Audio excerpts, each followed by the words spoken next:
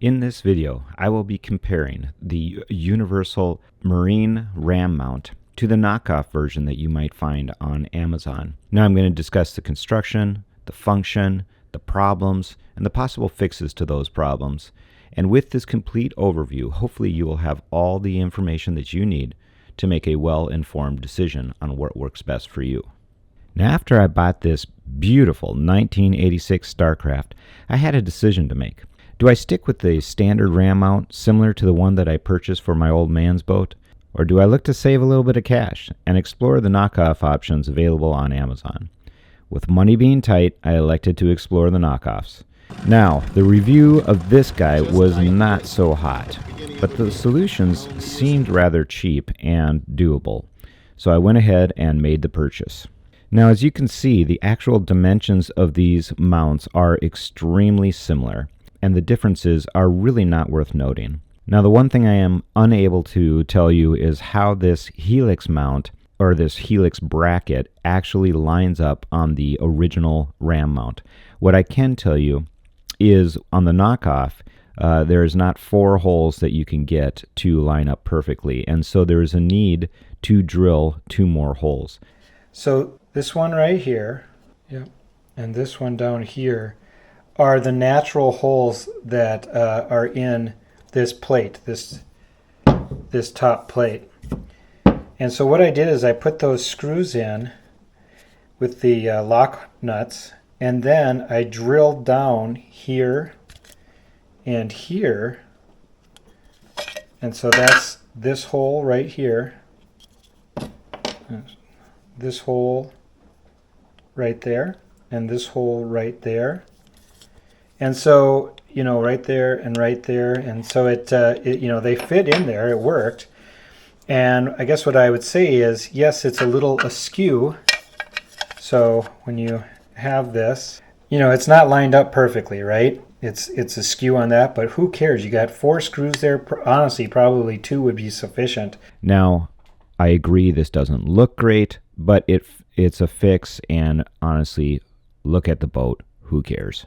Now, the original ram mount is a powder-coated marine-grade aluminum, and it comes in at 17.28 ounces. The knockoff is nylon and stainless steel and comes in at 12.6 ounces. Now, one thing that I think is important to note here is the ram mount is solid all the way through. The knockoff version is really just nylon. The only stainless steel part of this is maybe the threaded sleeve and the bolt that connects them. Otherwise, this is nylon. Something else that's important to note as far as the difference is on the ram mount, both the attachment from the ball to the base and the ball to the plate where the helix bracket attaches, those are solid. And so as you can see, it's smoothly transitions from the ball to the base and the ball to the plate. On the other hand, on the knockoff version, both the ball to the base and the ball to the plate are separate, and they are connected together by a Allen wrench screw or bolt, and this is exactly where the problem comes in with it becoming loose over time. Now, the initial fix on this that I read on the internet was to use some marine-grade epoxy and to kind of fill that cavity, screw it back in, and then actually fill around the top as well. I did purchase some of this epoxy, but before I did that, I thought I wanted to start by trying a couple more simpler options. So first I started with a lock washer. Now, this lock washer did not work.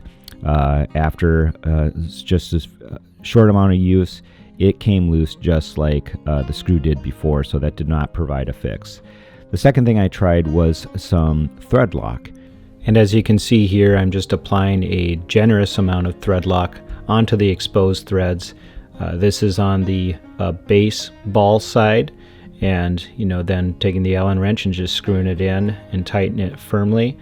And then as well, the same as the ball on the plate side, and again, same Allen wrench, using that to tighten it down firmly.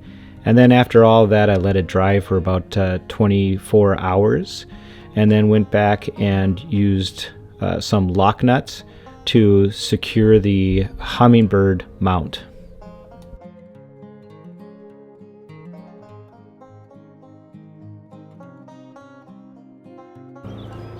As you can see, even just like shaking the boat a little bit, these guys vibrate, and I'm sure you know, if you guys have been in your boats and your electronics, it's just the nature of it. When the motor's going, these things are really shaking around quite a bit, which is why the lock nuts did not provide what I needed, connecting these balls to the attachments. And so I'm trying the thread lock in there. If you're seeing this video, it means it worked. Okay, the thread lock worked.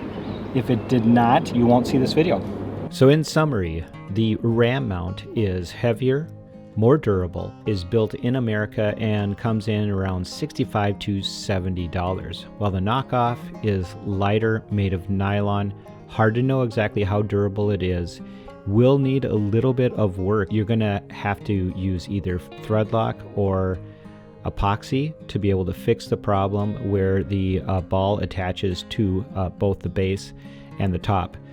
And it comes in around $13, so who knows, maybe this will change with tariffs. So I hope this video gives you all the information that you need to be able to make the decision that works best for you. As always, please like, please share, please subscribe. Subscriptions matter. And thank you, and have a great day.